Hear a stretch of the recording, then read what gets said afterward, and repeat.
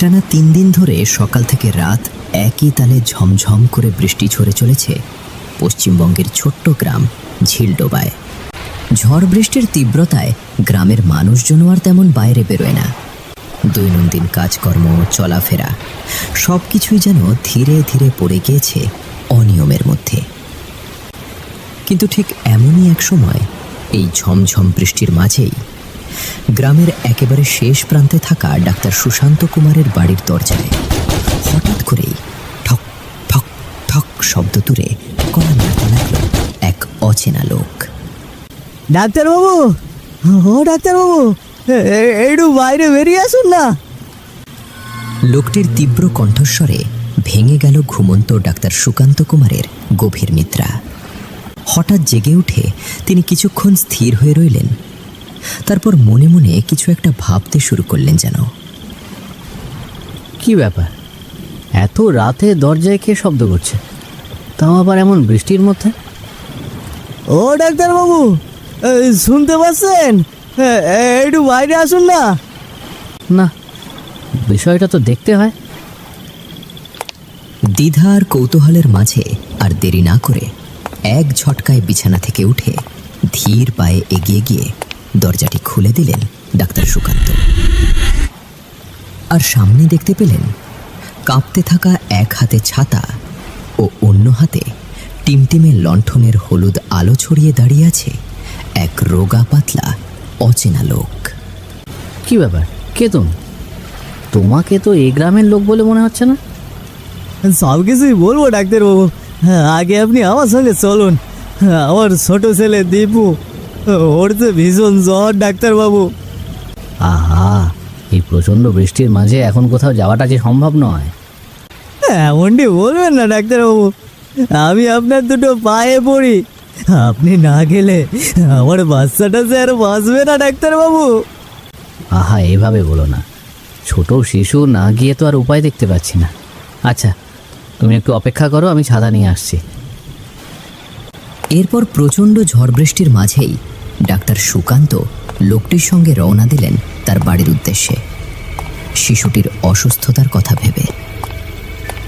আর এমনিতেই গ্রামের সকলে জানে ডাক্তার সুকান্ত যেমন সরল সিধে লোক, প্যাঁচও ছিল না তার মনে। কিন্তু লোকটির বাড়ি কোথায় বা সে কে, এ সম্পর্কে ডাক্তার কিছুই জানতেন না।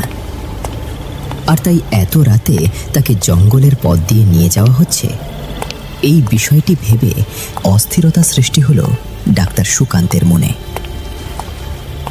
আচ্ছা বলো তো, আমরা ঠিক যাচ্ছি কোথায়? আমার জানা মতে এই জঙ্গলে তো কোনো বাড়ি থাকার কথা নয়। কি ব্যাপার, চুপ করে আছো যে? এই তো ডাক্তারবাবু, আর একটু সামনে গেলেই আমরা পৌঁছে যাব। লোকটির কথায় মন মতো উত্তর না পেয়ে আর কোনো কিছু বললেন না ডাক্তার সুকান্ত। শুধু চুপচাপ তার সঙ্গে এগিয়ে চললেন অন্ধকার ভেজা পথ ধরে। চারিদিকের পরিবেশটাও তখন যেন ঢেকে গিয়েছিল অদ্ভুত এক ভয়ের আবরণে। কখনো বৃষ্টি একটু কমে আসছে, আবার হঠাৎ করেই ঝমঝম করে শুরু হচ্ছে প্রবল বর্ষণ। আকাশ জুড়ে বিদ্যুতের তীব্র ঝলকানি আর মেঘের গুমগুম শব্দ, তার সঙ্গে দূরে কোথাও শেয়ালের ডাক মিলেমিশে এমন এক অস্বাভাবিক পরিবেশ তৈরি করেছিল যা কোনো সাহসী মানুষের মনেও ঢুকিয়ে দিতে পারে আতঙ্ক ও ভয়। ওহ বাবা, বৃষ্টি একবার কমছে আবার বেড়ে যাচ্ছে। এই ঘন জঙ্গলের মাঝ দিয়ে তুমি যে আমার বাড়িতে একা এলে, তোমার ভয় করেনি? ভয়? আমার বাচ্চাটা জ্বরে কাঁপছে, আমার ভয় করলে হবে বাবু? আপনি একটু জলদি পা চালান, অনেক দেরি হয়ে যাচ্ছে। আহা, আর কত তাড়াতাড়ি করে যাবো বলো দেখি, কাদায় যে পা আটকে ধরছে। আর একটু কষ্ট করুন ডাক্তারবাবু, আমার ছেলেটার যে আপনারে বড় প্রয়োজন। আচ্ছা আচ্ছা, চলো। লোকটির সন্তানের কথা ভেবে ডাক্তার সুকান্ত যেন নিজের হাঁটার গতি আরও বাড়িয়ে দিলেন। কিন্তু সঙ্গে সঙ্গে বাতাস আর বৃষ্টির দাপটও যেন হয়ে গেল দ্বিগুণ। প্রচণ্ড বাতাসের কারণে হাতে ছাতা ধরে থাকা পর্যন্ত সম্ভব হচ্ছিল না দুজনের। এমন সময় হঠাৎ একটি গাছের ডাল এসে ভেঙে পড়ল সামনে হেঁটে চলা সেই লোকটির পায়ের কাছে। আরে মশাই সাবধানে, এখনই তো অনর্থ হয়ে যেত। ও ভয় পাবেন না ডাক্তারবাবু, আমার কিছুই হবে না। কিছু হবে না মানে? এই একটুর জন্য না তুমি ক্ষত থেকে বেঁচে গেলে? ও কিছু না বাবু, ছেলেটার জ্বর তো, ওর কথা ভেবেই হয়তো ভুলভাল বকছি। ও আচ্ছা, তাই বলো। এভাবেই ঝড় বৃষ্টির তাণ্ডবের মধ্যে একটানা হাঁটতে হাঁটতে পথে নানান বাধা বিপত্তি পেরিয়ে অবশেষে ডাক্তার সুকান্ত ও সেই অচেনা লোকটি এসে পৌঁছালো একটি অতি পুরনো ছোট্ট কুঁড়ে ঘরের সামনে। চারিদিক তখন ঘুটঘুটে অন্ধকারে ঢেকে গিয়েছিল। মনে হচ্ছিল যেন বহু শত বছর ধরে এই জায়গাটিতে মানুষের কোনো বসবাস নেই। এ কোথায় নিয়ে এলে তুমি আমাকে? গরিব মানুষ ডাক্তারবাবু, এই ছোট কুঁড়ে ঘরেই আমার বাসস্থান। আপনি দেরি না করে কৃপা করে ভেতরে যান ডাক্তারবাবু। তুমি যাবে না ভিতরে? না বাবু, এমন সময় জন্তু জানোয়ারের ভয় থাকে, আমি বাইরেই পাহারা দেই। আপনি লণ্ঠনটা নিয়ে একটু জলদি করে আমার বাচ্চাটারে দেখুন, ওর যে ভীষণ খারাপ অবস্থা ডাক্তারবাবু। আপনি যান ডাক্তারবাবু। আচ্ছা আচ্ছা, আমি দেখছি, তুমি চিন্তা করো না।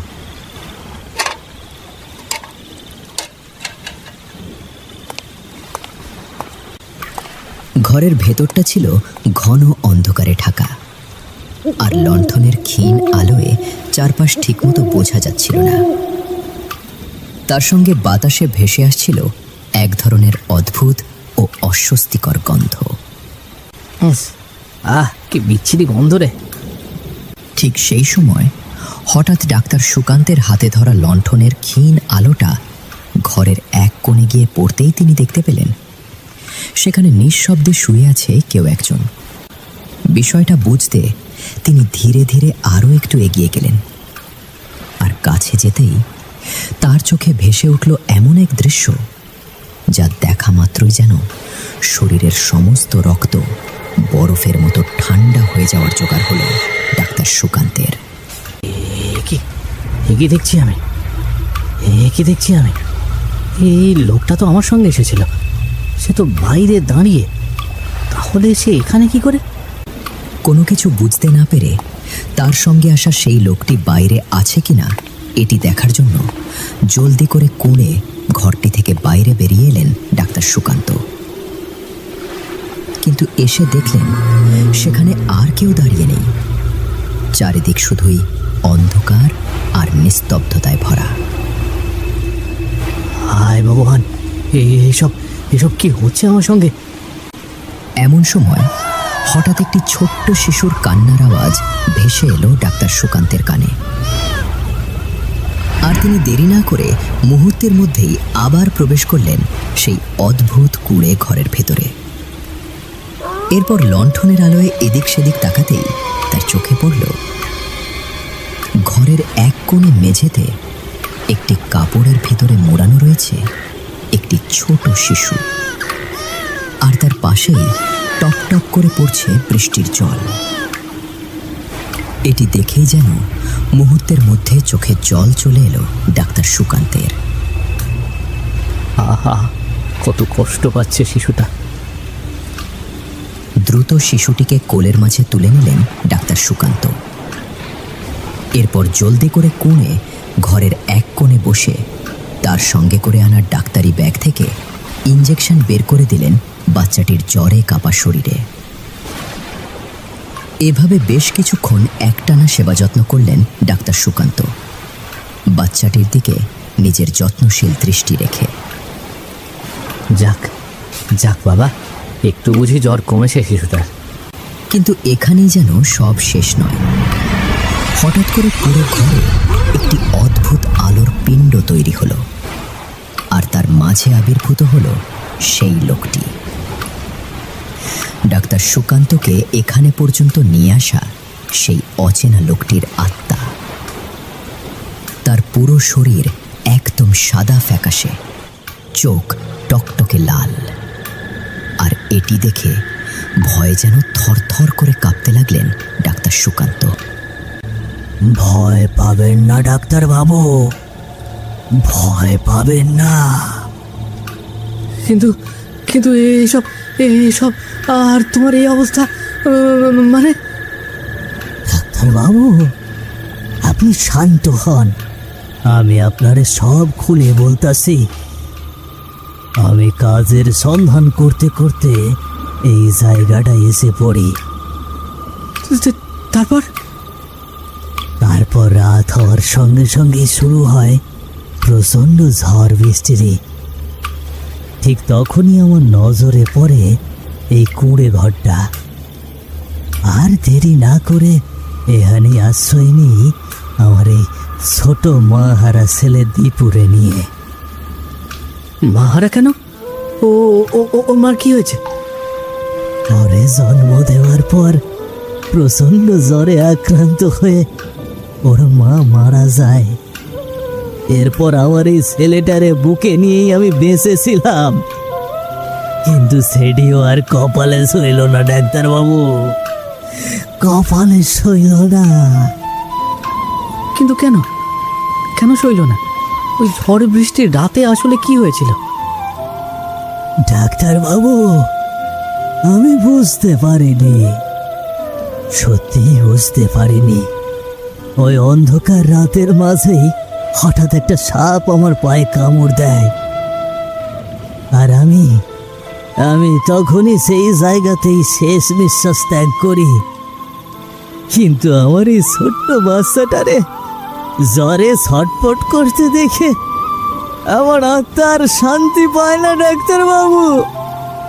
আমি ছুটে যাই আপনার বাড়িতে ডাক্তারবাবু, একটু সাহায্যের আশায়। লোকটির আত্মার মুখে তার জীবনের নির্মম ঘটনাগুলো শুনে যেন একদম নিশ্চুপ হয়ে গেল ডাক্তার সুকান্ত। এর আগে সে কখনো এমন পরিস্থিতির সম্মুখীন হয়নি, আর সে কি করে মেনে নিত আজকের এই রাতের ঘটনা নিজ চোখে না দেখলে? এই প্রশ্নটাই যেন ঘুরপাক খাচ্ছিল ডাক্তারের মনের ভিতরে। কিন্তু ডাক্তারবাবু, আজ আমি আপনার কাছে একটা জিনিস চাই। বলুন, আপনি আপনি দেবেন? বলো, কি জিনিস? আপনি যদি আমার এই ছোট্ট হঠাৎ বাচ্চাটারে নিজের মনে করে বড় করেন, কৃপা করে না বলবেন না ডাক্তারবাবু, না বলবেন না। তুমি নিশ্চিন্তে থাকো, আজ থেকে তোমার সন্তানের সকল দায়িত্ব আমার। ওকে সুশিক্ষিতভাবে বড় করব আমি। ডাক্তার সুকান্তের আস্থা ভরা কথা শুনে দীর্ঘ এক স্বস্তির নিঃশ্বাস ফেলে হাসি মুখে কুঁড়ে ঘরটি থেকে এক নিমিষেই অদৃশ্য হয়ে যায় লোকটির আত্মাটি। অন্যদিকে বাইরে ভোরের আলো ফুটে গিয়েছিল।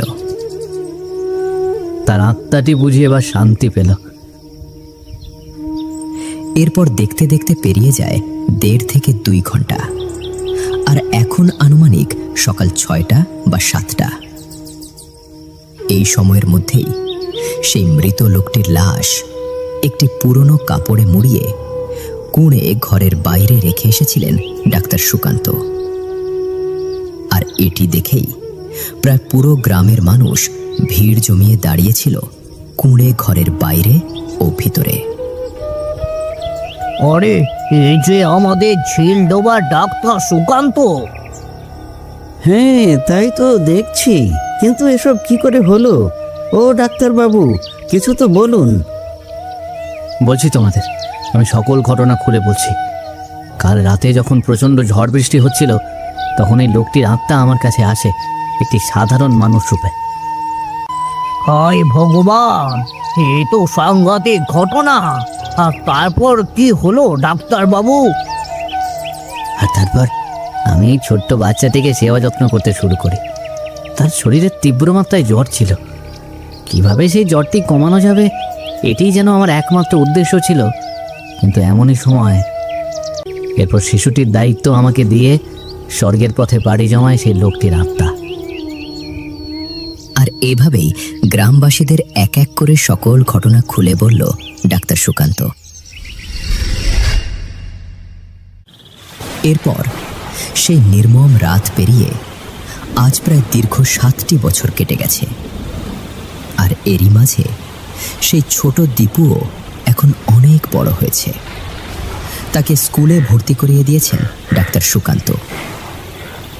তবে সেদিনের মতোই আজও আকাশে ঝমঝম বৃষ্টি আর মেঘের গুমগুম শব্দে চারদিক ভারী।